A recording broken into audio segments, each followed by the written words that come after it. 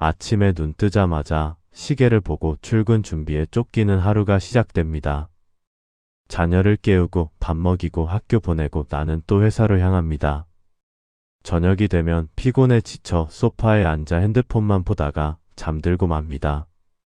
그리고 문득 이런 생각이 듭니다. 오늘 하루도 하나님 이야기를 자녀에게 한마디도 못했네. 주일에는 교회 가서 예배드리지만 월요일부터 토요일까지는 하나님이 빠진 삶을 살고 있는 것 같아 마음이 무겁습니다. 신앙교육. 중요한 건 알지만 언제 어떻게 해야 할지 막막하기만 합니다. 학원 스케줄 짜는 것처럼 신앙교육도 시간표를 만들어야 하나요? 아니면 특별한 프로그램이나 교재가 필요한 건가요? 그런 고민 속에서 우리는 점점 더 멀어지는 것 같습니다. 하나님으로부터도 자녀의 영혼으로부터도 말입니다. 여러분도 그런 경험 있으신가요? 좋은 부모는 되려고 애쓰는데 믿음의 부모는 되지 못하는 것 같은 그 무거운 마음 말입니다. 그런데 하나님께서 오늘 우리에게 주시는 말씀이 있습니다. 바로 신명기 6장 4절부터 9절까지의 말씀입니다. 이 말씀은 단순한 교육 지침서가 아닙니다. 이것은 우리 가정을 신앙의 터전으로 세우는 생명의 청사진입니다. 모세가 광야 40년의 여정을 마치고 약속의 땅을 앞두고 이스라엘 백성에게 남긴 가장 간곡한 당부였습니다. 이스라엘아 들으라. 이 외침 속에는 절박함이 담겨 있습니다. 부디 잊지 말라. 풍요로움 속에서도 바쁨 속에서도 세상의 유혹 속에서도 하나님을 잊지 말라. 그리고 그 신앙을 자녀에게 전수하라는 것입니다. 특별한 시간, 특별한 장소가 아니라 일상의 모든 순간의 말입니다. 앉았을 때나 누웠을 때나 길을 갈 때나 일어날 때나 이것이 바로 하나님이 원하시는 신앙 교육의 모습입니다. 오늘 우리는 이 말씀을 통해 10가지 기도의 제목으로 하나님 앞에 나아가려고 합니다. 형식적인 신앙에서 벗어나 삶으로 고백하는 믿음의 길로 들어서는 기도입니다. 자녀에게 말로만이 아니라 삶으로 신앙을 전수하는 부모가 되는 기도입니다. 바쁜 일상 속에서도 하나님을 잊지 않고 매 순간 그분과 동행하는 기도입니다. 여러분의 마음을 열고 함께 이 기도의 여정에 동참해 주시길 바랍니다. 하나님께서 여러분의 가정을 신앙의 등대로 세워주실 것입니다. 사랑의 하나님 아버지, 우리가 하나님 앞에 나아옵니다. 세상에는 수많은 것들이 우리의 마음을 끌어당깁니다. 돈이 우리를 부르고 성공이 우리를 유혹하고 명예가 우리를 이끕니다. 우리 자녀들도 마찬가지입니다. 친구들 사이에서 인정받는 것, 좋은 성적을 받는 것, 멋진 외모를 갖추는 것이 전부인 것처럼 느껴지는 세상 속에 살고 있습니다. 그 속에서 하나님은 점점 작아지고 우리의 우선순위에서 멀어지고 있습니다. 그런데 하나님께서 오늘 우리에게 외치십니다. 신명기 6장 4절 말씀입니다. 이스라엘아 들으라. 우리 하나님 여호와는 오직 유일한 여호와시니. 들으라는 이 명령은 단순히 귀로 듣는 것이 아닙니다. 히브리어로 세마라는 이 단어는 듣고 순종하고 행하라는 의미를 담고 있습니다. 모세는 이스라엘 백성이 가나안 땅에 들어가서 풍요로움을 누리게 될 때 하나님을 잊어버릴까 봐 두려워했습니다. 그래서 가장 먼저 이 선포를 외친 것입니다. 우리 하나님 여호와는 오직 유일한 여호와시니 이 세상에 우리를 구원할 수 있는 분은 오직 한 분뿐이시라는 것입니다. 우리를 지으신 분도, 우리를 사랑하시는 분도, 우리에게 영원한 생명을 주실 분도 오직 여호와 하나님 한 분뿐이십니다. 하나님, 우리가 고백합니다. 세상이 아무리 많은 것을 약속해도 그 어떤 것도 하나님을 대신할 수 없다는 것을 고백합니다. 돈이 우리를 행복하게 할 수 없고, 성공이 우리를 채울 수 없고, 명예가 우리에게 평안을 줄 수 없습니다.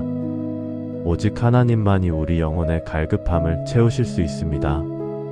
그런데 하나님, 우리는 너무나 쉽게 이 진리를 잊어버립니다. 월요일 아침이 되면 하나님보다 상사가 더 무섭고 하나님의 말씀보다 세상의 기준이 더 중요하게 느껴집니다. 우리 자녀들에게도 마찬가지입니다. 하나님이 가장 중요해라고 말은 하지만 정작 성적이 떨어지면 하나님보다 성적표가 더 중요한 것처럼 행동합니다. 어느 가정의 이야기입니다. 중학생 아들이 시험 기간에 새벽 기도를 빠지겠다고 했습니다. 엄마는 화를 내며 하나님이 제일 중요한 거 아니야? 라고 말했습니다. 그런데 아들이 이렇게 대답했습니다.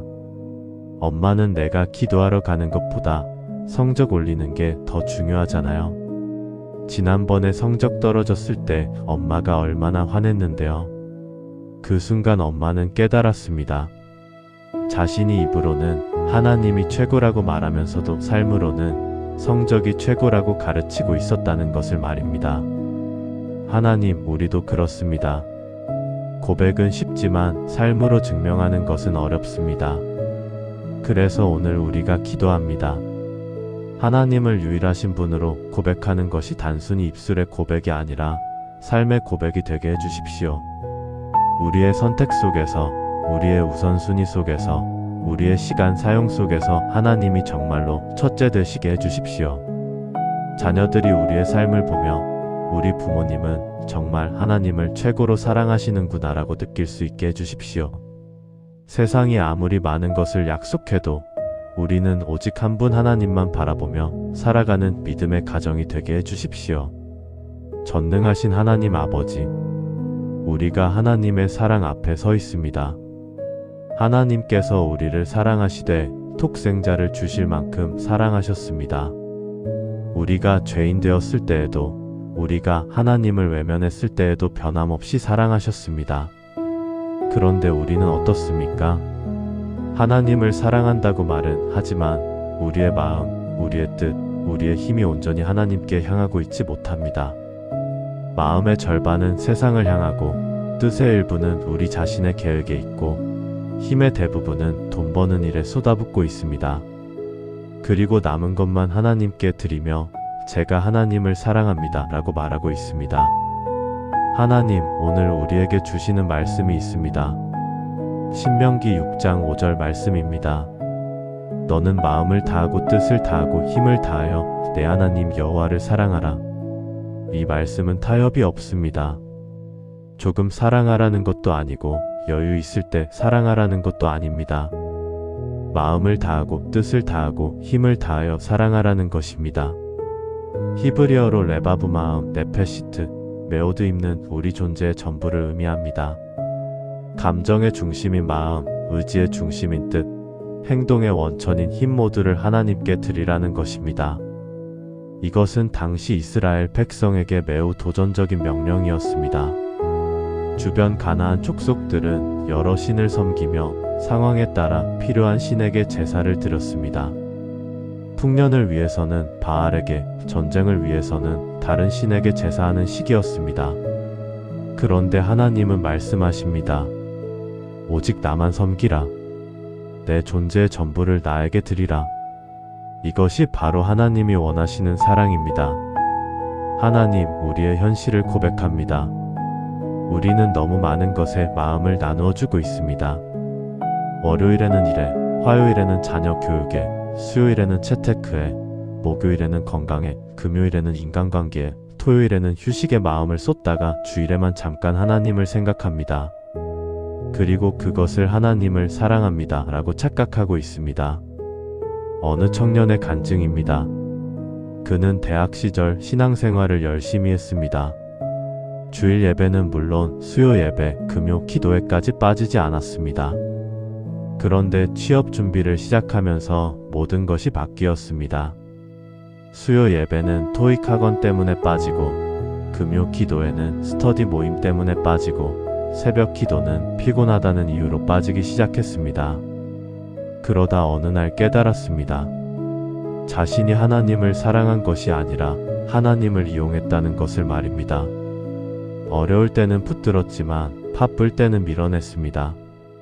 필요할 때는 찾았지만 괜찮을 때는 잊어버렸습니다. 그것은 사랑이 아니었습니다. 하나님, 우리도 그렇습니다. 온 마음을 다해 사랑한다고 말하지만 실제로는 남는 시간, 남는 에너지, 남는 마음만 드리고 있습니다. 그래서 오늘 우리가 기도합니다. 하나님을 온 마음과 뜻과 힘을 다해 사랑하는 삶을 살게 해주십시오. 아침에 눈을 뜰 때 가장 먼저 하나님을 생각하고, 하루를 계획할 때 하나님의 뜻을 구하고, 일을 할 때 하나님의 영광을 위해 하는 삶을 살게 해주십시오. 우리 자녀들도 부모의 모습을 보며 하나님을 사랑하는 것이 이런 것이구나를 배우게 해주십시오. 입술로만이 아니라 삶 전체로 하나님을 사랑하는 증인이 되게 해주십시오. 말씀의 하나님 아버지, 우리가 하나님의 말씀 앞에 무릎 꿇습니다. 이 세상에는 수많은 정보가 넘쳐나고 있습니다. 하루에도 수백 개의 뉴스가 쏟아지고 수천 개의 메시지가 우리에게 전달됩니다. 소셜미디어를 열면 끝없이 올라오는 글들, 유튜브를 켜면 쉴 새 없이 재생되는 영상들이 우리의 눈과 귀를 사로잡습니다. 그 속에서 하나님의 말씀은 점점 작아지고 있습니다. 성경책은 책장 한 구석에 먼지를 쌓아가고, 큐티는 작심삼일로 끝나고, 말씀 묵상은 시간이 없다는 핑계로 미뤄지고 있습니다. 우리 자녀들도 마찬가지입니다. 학교 교과서는 밑줄 그어가며 외우면서 성경 말씀은 한 구절도 암송하지 못합니다. 친구가 보낸 카톡은 1초 만에 답장하면서 하나님의 음성은 듣지 못합니다. 그런데 하나님께서 오늘 우리에게 말씀하십니다. 신명기 6장 6절입니다. 오늘 내가 내게 명하는 이 말씀을 너는 마음에 새기고, 마음에 새기라는 이 표현은 단순히 기억하라는 의미가 아닙니다. 히브리어로 하야는 존재하다, 되다라는 뜻입니다. 즉 말씀이 단순히 머릿속 지식이 아니라 우리 존재의 일부가 되어야 한다는 것입니다. 돌판에 새겨진 십계명처럼 우리 마음 깊은 곳에 지울 수 없도록 새겨져야 한다는 것입니다. 모세는 왜 이렇게 강조했을까요? 광야 40년 동안 이스라엘 백성은 하나님의 기적을 직접 보았습니다. 홍해가 갈라지는 것도 보았고, 만나가 내리는 것도 경험했고, 물이 바위에서 나오는 것도 목격했습니다. 그런데도 그들은 금송아지를 만들어 섬기고 불평과 원망을 멈추지 않았습니다. 왜 그랬을까요? 하나님의 말씀이 그들의 마음에 새겨지지 않았기 때문입니다. 눈으로는 보았지만 마음으로는 받지 않았기 때문입니다. 하나님, 우리의 현실을 고백합니다. 우리도 성경을 읽기는 합니다. 주일 설교도 듣고 큐티도 하려고 노력합니다. 그런데 그 말씀이 우리 마음에 새겨지지 않습니다.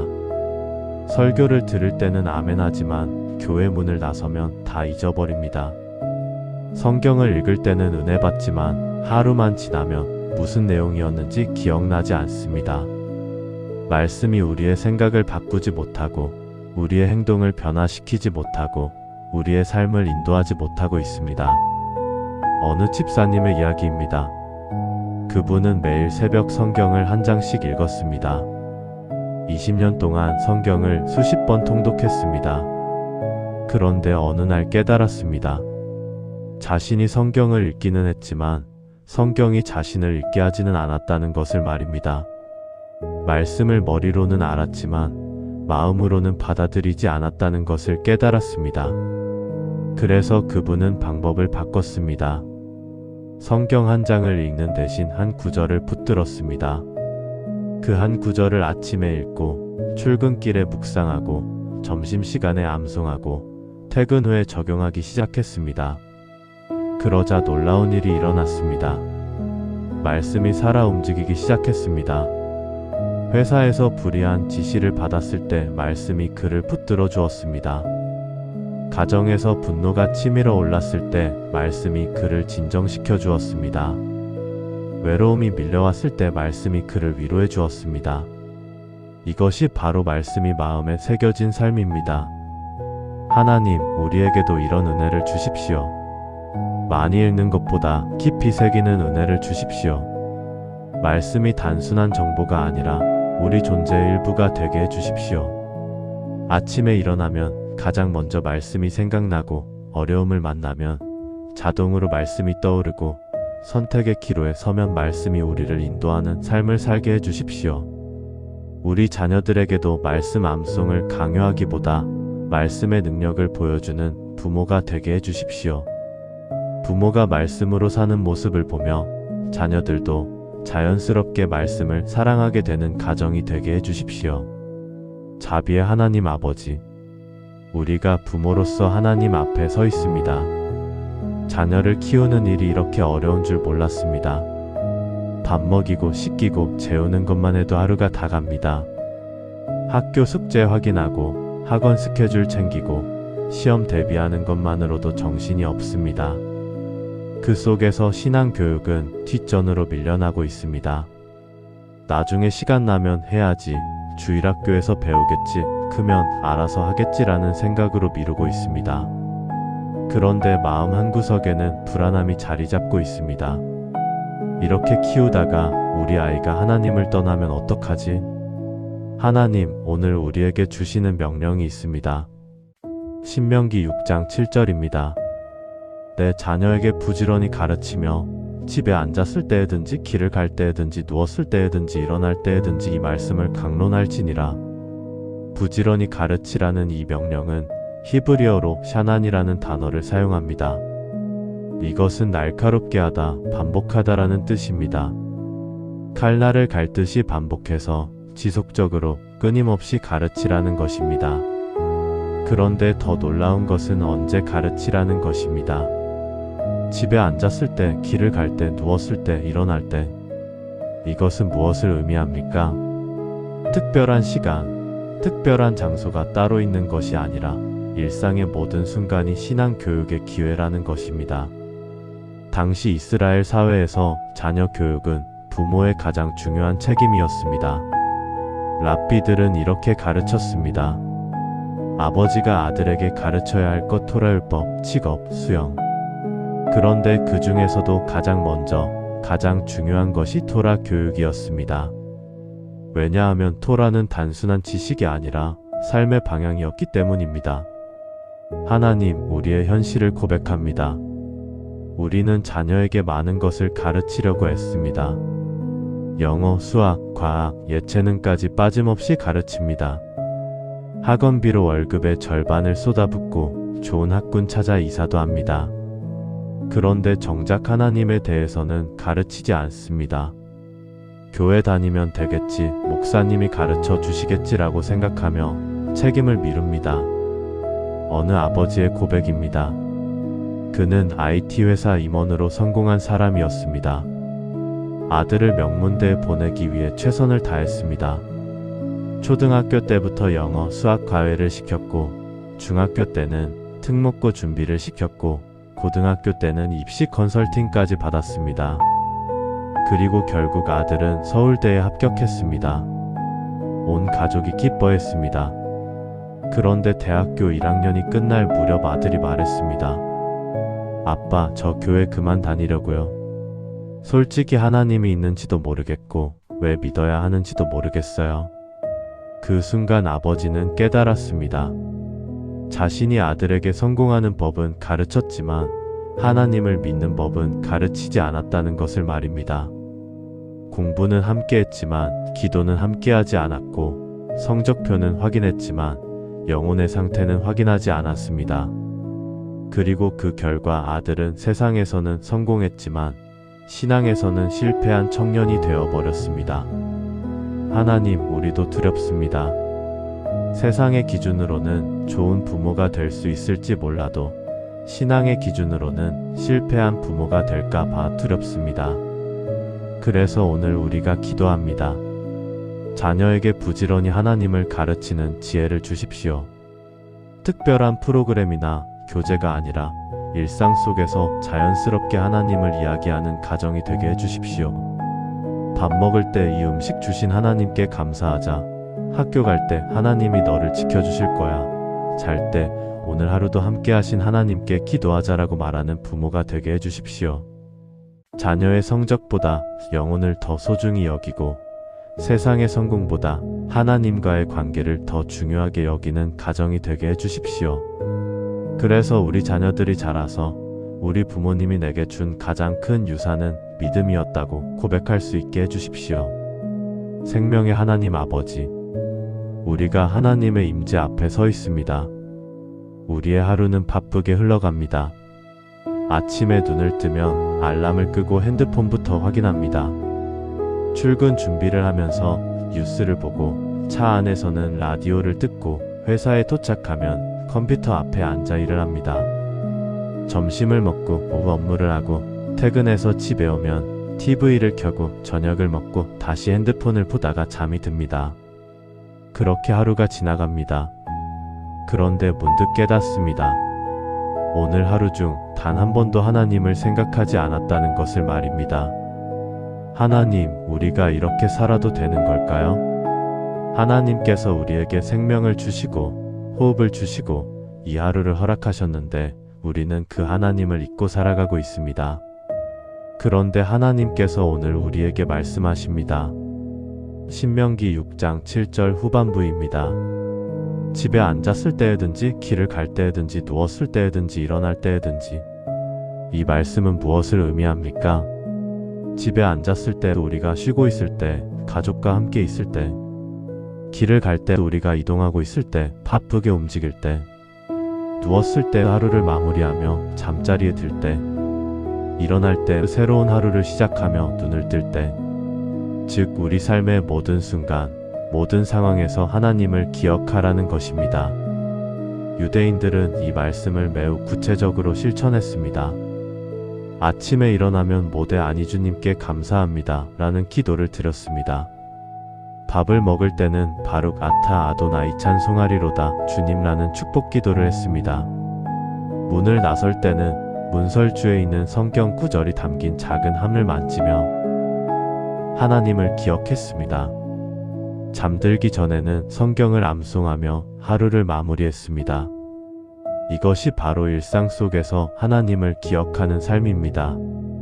하나님, 우리의 현실은 어떻습니까? 아침에 일어나면 하나님께 감사하는 것이 아니라 피곤함을 먼저 느낍니다. 밥을 먹을 때는 기도 없이 먹을 때가 더 많습니다.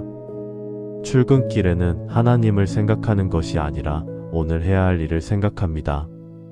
회사에서는 하나님의 뜀보다 상사의 눈치를 더 살핍니다. 퇴근 후에는 하나님과 교제하는 것이 아니라 유튜브와 교제합니다. 잠들기 전에는 하나님께 기도하는 것이 아니라 내일 일정을 걱정합니다. 하나님이 우리 삶에서 빠진 채로 살아가고 있습니다. 어느 직장인의 간증입니다. 그는 매일 아침 출근 전쟁을 치렀습니다. 7시에 일어나서 30분 안에 씻고 옷 입고 아침 먹고 집을 나서야 했습니다. 어느 날 목사님이 설교 중에 이렇게 말씀하셨습니다. 하루를 시작할 때 하나님과 5분만 대화해 보세요. 그는 생각했습니다. 5분? 그게 무슨 소용이 있을까? 차라리 5분 더 자는 게 나은데. 그런데 다음날 아침 이상하게 마음이 움직였습니다. 5분 일찍 일어나서 침대에 앉아 기도했습니다. 하나님, 오늘도 저를 깨워주셔서 감사합니다. 오늘 하루도 하나님과 함께 살게 도와주세요. 단순한 기도였지만 그날 하루가 달랐습니다.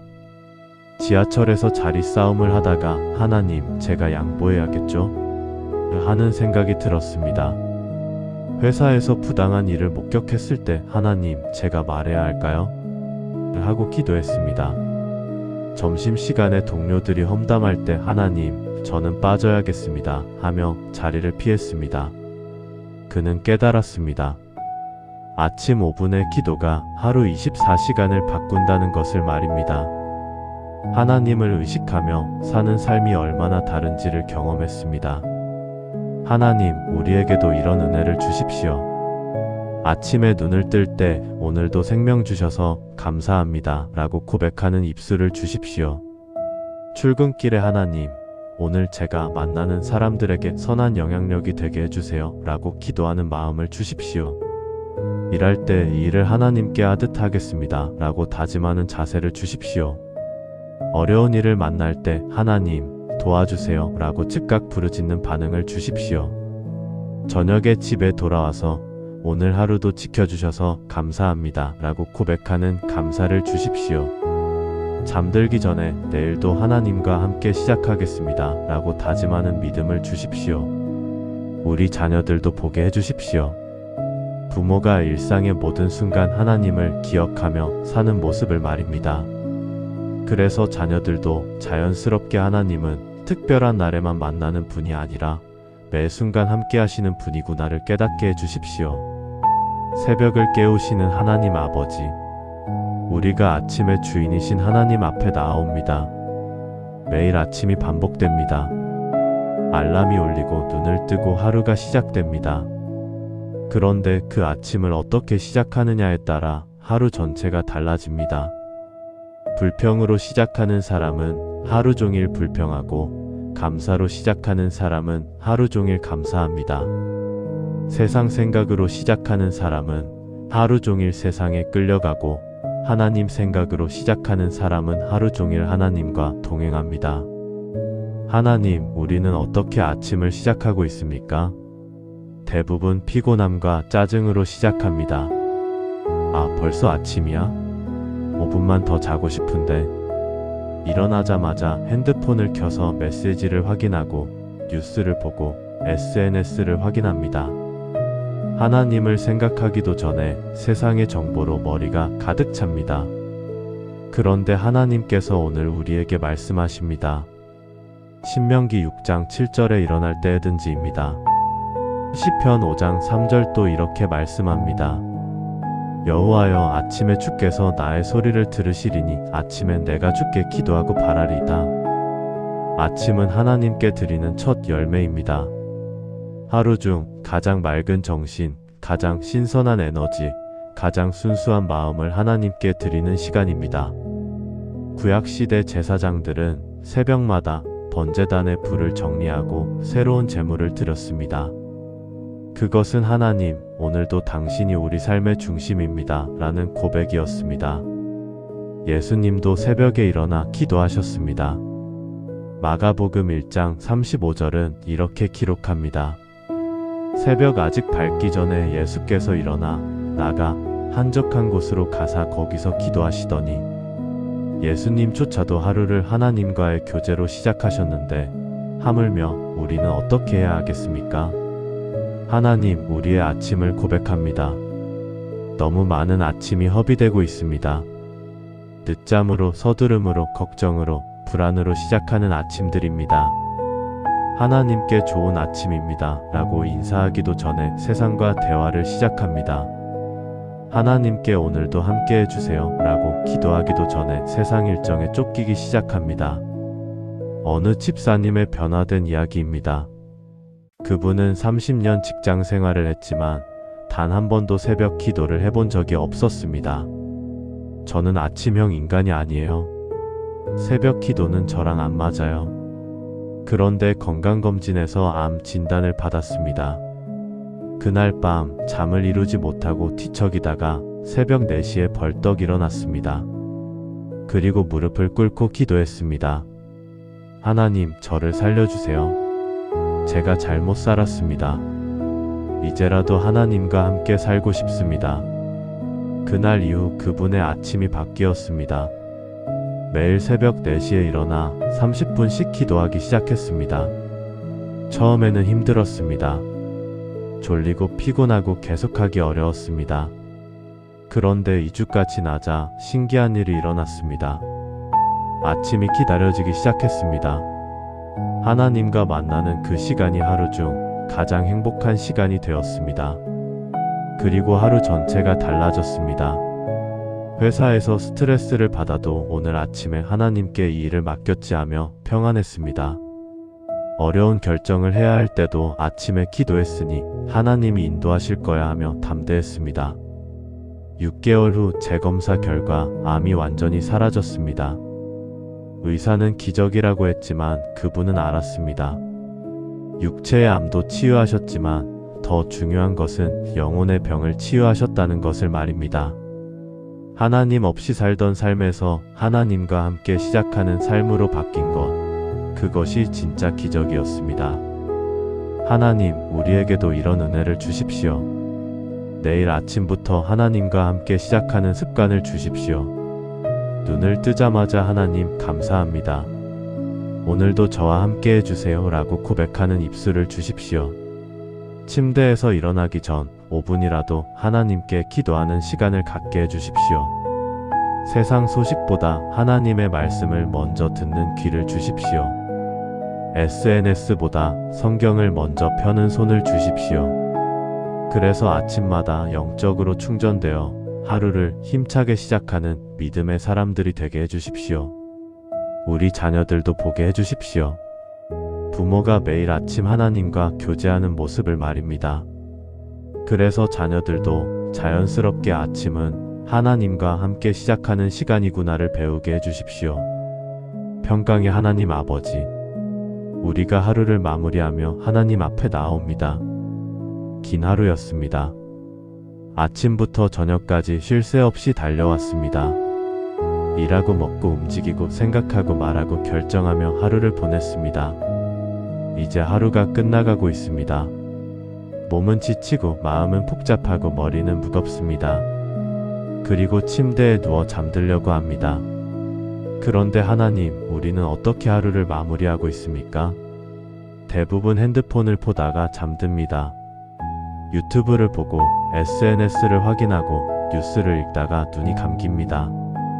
오늘 하루를 되돌아보지도 않고 하나님께 감사하지도 않고 내일을 준비하지도 않은 채 그냥 잠듭니다. 그리고 다음날 아침이 되면 똑같은 하루가 반복됩니다. 변화도 없고 성장도 없고 하나님과 가까워지지도 않는 그런 하루들입니다. 하나님께서 오늘 우리에게 말씀하십니다. 신명기 6장 7절에 누웠을 때에든지입니다. 시편 4장 8절도 이렇게 말씀합니다. 내가 평안히 눕고 자기도 하리니 나를 안전히 살게 하시는 이는 오직 여호와이시니이다. 잠자리에 드는 시간은 하나님께 하루를 돌려드리는 시간입니다. 오늘 하루 함께 하신 하나님께 감사하고 내일을 하나님께 맡기고 평안 속에서 쉬는 시간입니다. 유대인들은 잠들기 전 반드시 쇠말을 암송했습니다. 이스라엘아 들으라, 우리 하나님 여호와는 오직 유일한 여호와시니. 이것은 단순한 의뢰가 아니었습니다. 하루를 마무리하며 오늘도 하나님이 나의 주인이셨습니다를 고백하는 것이었습니다. 내일 아침에 눈을 뜰 수 있을지 없을지 모르는 상황에서 하나님, 제 영혼을 당신께 맡깁니다를 선포하는 것이었습니다. 하나님, 우리의 저녁을 고백합니다. 너무 많은 저녁이 의미 없이 흘러가고 있습니다. 피곤함에 지쳐 그냥 쓰러지듯 잠들고 걱정과 불안에 사로잡혀 뒤척이다 잠들고 내일 일정에 대한 스트레스로 잠 못 이루는 밤들입니다. 하나님께 오늘도 감사합니다 라고 고백하지 못한 채 하루를 끝냅니다. 어느 불면증 환자의 이야기입니다. 그분은 10년 넘게 불면증으로 고생했습니다. 잠자리에 누우면 온갖 생각이 머릿속을 가득 채웠습니다. 오늘 회의에서 실수한 것 어떡하지? 내일 발표 잘할 수 있을까? 다음 달 카드값은 어떻게 내지? 아이 성적이 떨어지면 어떡하지? 그렇게 밤새 뒤척이다가 새벽에 겨우 잠들고 아침에는 피곤한 몸으로 일어나는 악순환이 반복되었습니다. 수면제를 먹어도 소용없었습니다. 몸은 잠들어도 마음은 잠들지 못했기 때문입니다. 그러던 어느 날 목사님이 권면하셨습니다. 잠들기 전에 오늘 하루를 하나님께 감사하는 기도를 해보세요. 단 한 가지라도 좋으니 감사 제목을 찾아보세요. 처음에는 억지로 시작했습니다. 하나님, 오늘도 건강하게 살았으니 감사합니다. 그런데 신기하게도 감사 제목을 찾다 보니 하나씩 떠올랐습니다. 출근길에 차가 막히지 않은 것도 감사하네요. 점심 맛있게 먹은 것도 감사하고요. 동료가 도와준 것도 감사합니다. 감사하다 보니 걱정이 줄어들었습니다. 오늘 하루도 하나님이 지켜주셨는데 내일도 지켜주시겠지. 그리고 마지막으로 이렇게 기도했습니다. 하나님, 오늘의 걱정은 오늘로 끝내겠습니다. 내일 일은 내일에 하나님께 맡기겠습니다. 편히 쉬게 해주세요. 그날 밤 10년 만에 약 없이 깊은 잠을 잤습니다. 그 후로 매일 저녁 감사 기도가 습관이 되었고 불면증은 완전히 사라졌습니다. 육체의 병도 치유되었지만 더 중요한 것은 영혼이 평안을 찾은 것입니다. 하나님, 우리에게도 이런 은혜를 주십시오. 오늘 저녁부터 하루를 감사로 마무리하는 습관을 주십시오. 침대에 눕기 전 5분이라도 하나님께 감사 기도를 드리는 시간을 갖게 해주십시오. 오늘 하루 일어난 일 중에서 감사할 것을 찾는 눈을 주십시오. 내일에 대한 걱정을 하나님께 맡기고 평안히 쉬는 믿음을 주십시오. 잠들기 전 마지막 생각이 세상 염려가 아니라 하나님의 선하심이 되게 해주십시오. 그래서 매일 밤 하나님의 평안 속에서 깊은 잠을 자고 다음날 아침 새 힘을 얻어 일어나는 은혜를 누리게 해주십시오. 우리 자녀들에게도 이 습관을 물려주게 해주십시오. 잠들기 전 함께 기도하며 오늘도 우리를 지켜주신 하나님께 감사하자고 말하는 가정이 되게 해주십시오. 거룩하신 하나님 아버지, 우리가 가정을 세우신 하나님 앞에 나아옵니다. 가정은 하나님께서 인류에게 주신 첫 번째 제도입니다. 에덴 동산에서 아담과 하와를 통해 가정을 만드시고 생육하고 번성하라고 축복하셨습니다. 가정은 단순히 함께 사는 공간이 아닙니다. 서로 사랑하고 세우고 양육하고 신앙을 전수하는 하나님 나라의 가장 작은 단위입니다. 그런데 하나님, 오늘날 우리 가정은 어떻습니까? 함께 살지만 각자 다른 세계에 살고 있습니다. 아빠는 거실에서 TV를 보고 엄마는 부엌에서 핸드폰을 하고 아이는 방에서 게임을 합니다. 한 집에 살지만 대화가 없고 교제가 없고 함께하는 시간이 없습니다. 하물며 함께 기도하고 함께 성경 읽고 함께 신앙을 나누는 일은 거의 사라졌습니다. 하나님께서 오늘 우리에게 말씀하십니다. 신명기 6장 9절입니다. 또 내 집 문설주와 바깥문에 기록할지니라. 문설주와 바깥문에 기록하라는 것은 무슨 의미입니까? 집 전체를 하나님의 말씀으로 채우라는 것입니다. 집에 들어올 때도 하나님을 기억하고 집에서 나갈 때도 하나님을 생각하라는 것입니다. 우리 집이 세상과 구별된 거룩한 공간이 되어야 한다는 것입니다. 유대인들은 이 명령을 문자 그대로 실천했습니다. 메주자라고 하는 작은 함을 만들어 그 안에 쇠마신명기 6장 4부터 9절을 적은 양피지를 넣고 문설주에 붙였습니다. 그리고 집에 들어오고 나갈 때마다 그것을 만지며 하나님을 기억했습니다. 이 집은 하나님의 집입니다. 이 집에서는 하나님의 말씀이 통치합니다. 이것이 그들의 고백이었습니다. 하나님, 우리 집은 어떻습니까? 문설주에 하나님 말씀은 없고 택배 알림만 붙어 있습니다. 거실 벽에 성경 구절은 없고 TV와 시계만 걸려 있습니다. 아이 방에는 연예인 포스터와 게임 포스터는 있어도 하나님에 관한 것은 아무것도 없습니다. 우리 집 어디를 봐도 이 집은 하나님을 섬기는 집입니다. 라는 증거를 찾을 수 없습니다. 어느 가정의 변화 이야기입니다. 그 집은 평범한 크리스천 가정이었습니다. 주일에는 교회 가지만 평일에는 세상 가정과 다를 바 없었습니다. 아빠는 늦게 들어와서 술 마시고 잠들고 엄마는 드라마 보느라 밤늦게까지 깨어있고 아이들은 게임하느라 숙제도 안 했습니다. 가족 예배? 생각해본 적도 없었습니다. 그러던 어느 날 큰아들이 학교에서 문제를 일으켰습니다. 친구들과 싸우고 선생님께 대들고 가출까지 시도했습니다. 부부는 충격을 받았습니다. 우리가 뭘 잘못한 걸까? 교회도 다니는데 왜 이럴까? 상담 선생님이 말했습니다. 아이에게 가정은 안전한 쉼터가 아니라 그냥 잠만 자는 공간일 뿐입니다. 가족 간에 진짜 대화가 없습니다. 그날 밤 부부는 무릎 꿇고 기도했습니다. 하나님, 우리 가정을 다시 세워주세요. 우리 집이 하나님의 집이 되게 해주세요. 다음 날부터 변화가 시작되었습니다. 저녁 식사 시간을 가족 모두가 함께하는 시간으로 정했습니다. TV를 끄고 핸드폰을 치우고 오직 가족끼리만 대화했습니다. 오늘 하루 어땠어? 힘든 일은 없었어? 감사한 일은 뭐였어? 식사 후에는 짧게 15분 동안 가족 예배를 드리기 시작했습니다. 성경 한 장을 읽고 각자 느낀 점을 나누고 함께 기도했습니다. 처음에는 어색했습니다. 아이들은 귀찮아했고 아빠는 바빠서 못하겠다고 했습니다. 그런데 3개월이 지나자 기적이 일어났습니다. 문제아였던 큰아들이 변했습니다. 가족 예배 시간을 가장 기다리는 아이가 되었습니다. 아빠, 오늘 제가 기도할게요 라고 먼저 나섰습니다.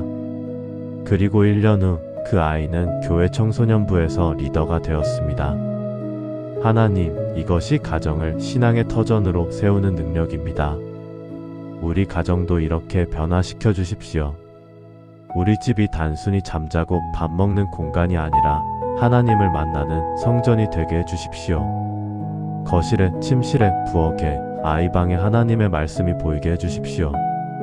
가족이 함께 모여 기도하고 찬양하고 말씀 나누는 시간을 회복하게 해주십시오. 우리 집 문을 열고 들어오는 순간 이 집은 다르구나. 이 집에는 하나님이 계시는구나를 느낄 수 있는 분위기를 만들어 주십시오. 그래서 우리 자녀들이 자라서 우리 집이 가장 행복했던 이유는 하나님이 계셨기 때문이야 라고 고백할 수 있게 해주십시오. 생명의 하나님 아버지, 우리가 진실한 믿음을 구하며 하나님 앞에 나아옵니다. 신앙생활을 오래 하다 보면 형식에 익숙해집니다. 주일 예배, 수요 예배, 새벽 기도, 구역 모임. 정해진 스케줄대로 교회에 갑니다. 기도도 정해진 패턴대로 하고 헌금도 습관적으로 하고 찬양도 익숙하게 부릅니다. 그런데 하나님, 우리 안에 진짜 변화가 일어나고 있습니까? 예배는 드리지만 삶은 변하지 않고 기도는 하지만 성품은 그대로이고 말씀은 읽지만 행동은 달라지지 않습니다. 형식적인 신앙, 습관적인 신앙, 위선적인 신앙을 하고 있는 것은 아닌지 두렵습니다. 하나님께서 오늘 우리에게 경고하십니다. 신명기 6장 전체가 주는 메시지는 단순한 지식이나 형식이 아니라 삶입니다. 마음을 다하고 뜻을 다하고 힘을 다하여 사랑하는 것, 말씀을 마음에 새기는 것, 자녀에게 부지런히 가르치는 것, 앉았을 때나 누웠을 때나 하나님을 기억하는 것. 이 모든 것은 형식이 아니라 삶 자체입니다. 예수님도 형식적인 신앙을 가장 강하게 책망하셨습니다. 마태복음 23장 27절에서 이렇게 말씀하셨습니다. 화 있을진저 외식하는 서기관들과 바리새인들이여, 회칠한 무덤 같으니 겉으로는 아름답게 보이나 그 안에는 죽은 사람의 뼈와 모든 더러운 것이 가득하도다. 겉으로는 경건해 보이지만 속은 썩어있는 신앙, 그것이 가장 위험한 신앙입니다. 하나님, 우리의 민낯을 고백합니다. 주일 아침에는 찬양하지만 월요일 아침에는 욕을 합니다. 교회에서는 온유하지만 집에서는 화를 냅니다. 기도할 때는 겸손하지만 일할 때는 교만합니다. 말씀을 읽을 때는 은혜 받지만 실천할 때는 외면합니다. 우리가 이중적인 삶을 살고 있습니다. 더 큰 문제는 우리 자녀들이 이 모습을 보고 있다는 것입니다. 어느 중학생의 고백입니다. 그는 교회 다니는 것이 너무 싫었습니다. 억지로 끌려가서 예배는 드리지만 마음은 없었습니다. 어느 날 엄마에게 물었습니다. 엄마, 우리 왜 교회 다녀요?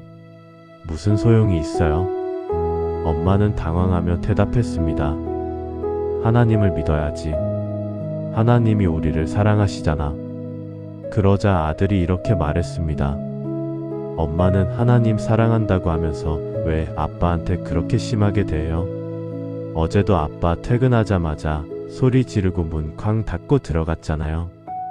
그게 하나님 사랑하는 사람이 할 행동이에요. 엄마는 아무 말도 할 수 없었습니다. 아들의 말이 맞았기 때문입니다. 교회에서는 사랑합니다 하면서 집에서는 남편을 무시하고 함부로 대했습니다. 예배 시간에는 눈물 흘리며 기도하면서 집에서는 분노를 조절하지 못했습니다. 그날 밤 엄마는 무릎 꿇고 회개했습니다. 하나님, 제가 위선자였습니다. 형식적인 신앙을 했습니다. 아들이 교회를 싫어하는 것은 제 탓입니다. 그 후로 엄마는 변했습니다. 설교 듣는 것보다 삶을 바꾸는 데 집중했습니다. 말씀을 많이 읽는 것보다 한 구절을 실천하는 데 힘썼습니다. 남편에게 부드럽게 대하고 화를 참고 용서하기 시작했습니다. 3개월 후 아들이 말했습니다. 엄마, 요즘 많이 달라졌어요. 교회 다니는 게 이제 좀 이해가 돼요. 하나님, 이것이 진짜 신앙입니다. 형식이 아니라 삶으로 증명하는 믿음입니다. 우리에게도 이런 믿음을 주십시오.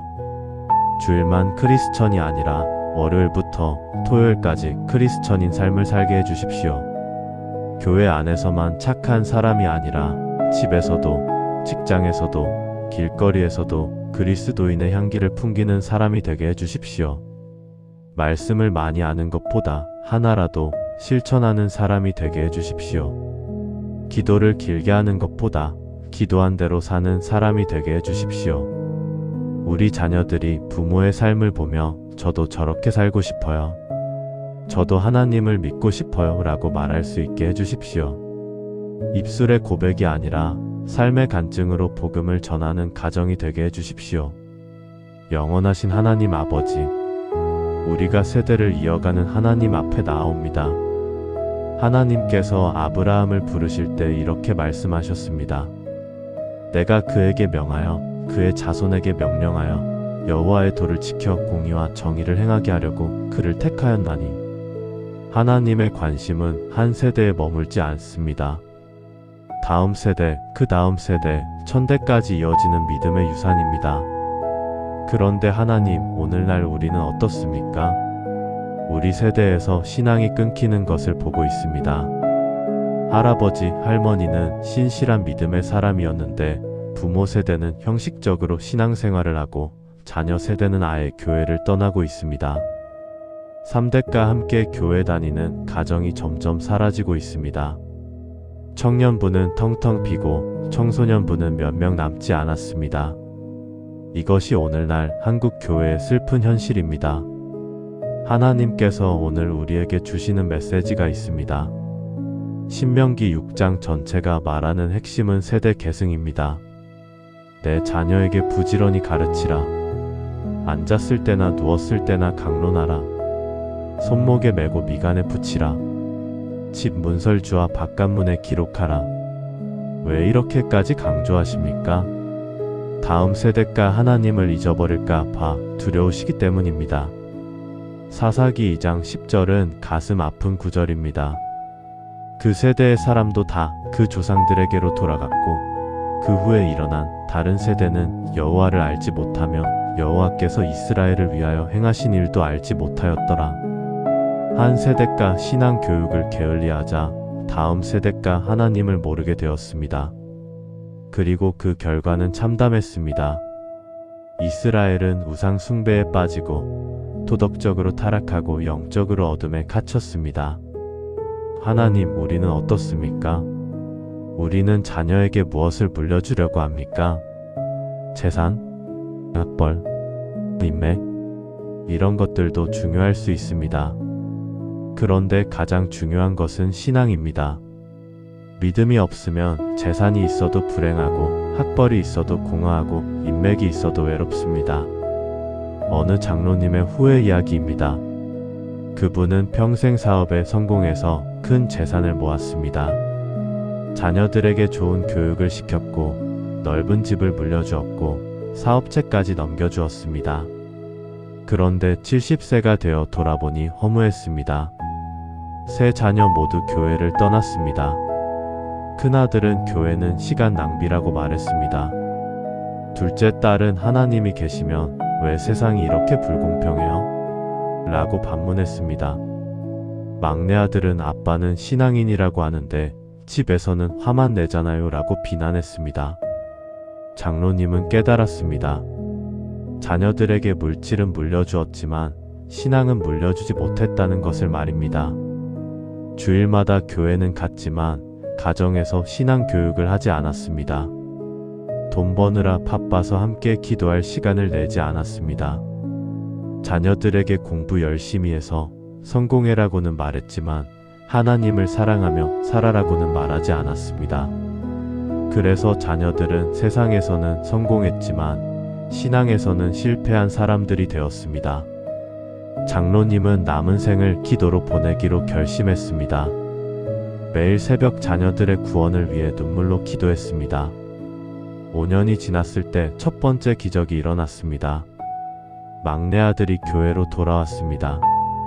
10년이 지났을 때 둘째 딸도 신앙을 회복했습니다. 15년이 지난 지금 큰아들을 위한 기도는 계속되고 있습니다. 하나님, 이것이 신앙 유산을 물려주는 부모의 간절함입니다. 우리에게도 이런 마음을 주십시오. 자녀에게 물질보다 신앙을 먼저 물려주는 지혜를 주십시오. 성공하는 법보다 하나님 사랑하는 법을 먼저 가르치는 부모가 되게 해주십시오. 세상의 가치관이 아니라 하나님 나라의 가치관을 심어주는 가정이 되게 해주십시오. 우리가 나이 들어 이 세상을 떠날 때 자녀들이 부모님이 물려주신 가장 큰 유산은 믿음이었습니다. 라고 고백할 수 있게 해주십시오. 그리고 그 믿음이 다음 세대, 그 다음 세대로 계속 이어져서 우리 가문이 대대로 하나님을 섬기는 가문이 되게 해주십시오. 예수님의 이름으로 기도합니다. 아멘. 사랑하는 여러분, 오늘 우리는 신명기 6장 4절부터 9절까지의 말씀을 통해 10가지 기도를 드렸습니다. 이 10가지 기도는 단순한 기도가 아닙니다. 우리 삶을 변화시키고 우리 가정을 회복시키고 우리 자녀를 세우는 능력의 기도입니다.